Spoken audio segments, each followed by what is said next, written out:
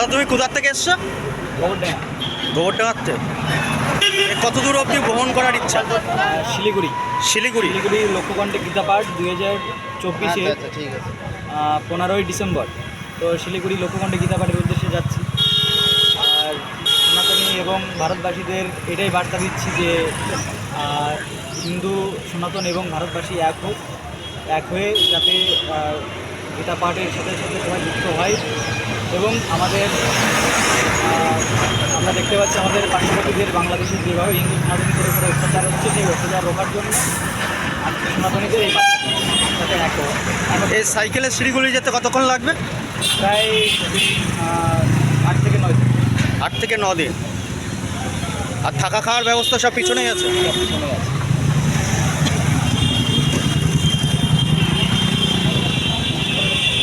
দাদার এই উদ্যোগ দেখে আমার খুব ভালো লাগছে। সামনে দাদার ব্যানার আছে।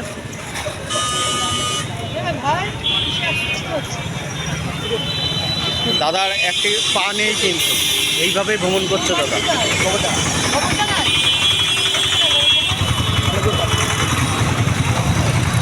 গোবরডাঙ্গা কলেজের পাশে বাড়ি।